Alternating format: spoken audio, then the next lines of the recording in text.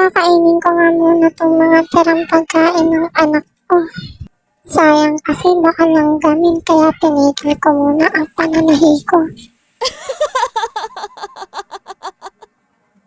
Ewan ko ba bakit tinatamad ako ngayong araw. Maglalaba nga rin sana ako pero hindi ko pa rin nasisimulan.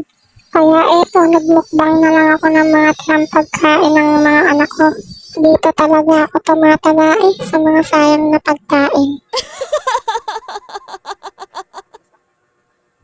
Habang kumakain nga ako ginugulo na rin ako ng isang anak ko dyan. Kanina nga iniwan niya na lang ng pagkain tapos ngayong pinakain ko, susubo-subo ulit. Sinabihan ko nga silang dalawa dyan na kumain ulit. Baka hindi kasi maayos yung pagkain nila kanina kaya nagugutom pa. Sarap na sarap pa nga ako sa mangga kahit napakaasim. Ewan ko pero inuulam ko talaga to sa kanin. Matamis naman yung ibang part niya kaso yung ibang part na matigas maasim pa talaga. Pero masarap to para sa akin kaya pera lang.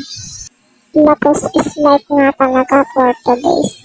Asim kilig pero laban pa rin. Akala nga nila ay matamis yung kinakain kong mangga kaya ayan tinikman din nila. Pagkatikim nga nila ay hinintuan din dahil nga maasim ang mangga. Di pa kasi gaanong hinot kaya ganyan pero pag nahinot to matamis katulad nung kagabi. Hindi kasi sabay-sabay mga nahihinot. Pinakain ko na nga lang ulit sila dyan dahil napakagulo nila. Ewan ko ba sa mga bata na to kapag kinakain ko inaagaw.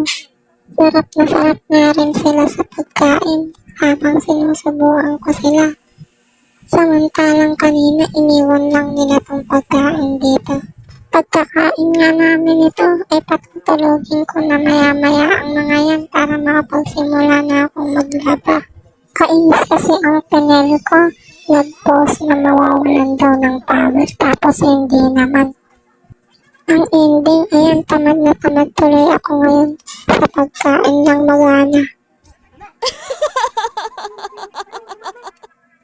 Uubusin ko nga ang mangga kahit maasim dahil sayang.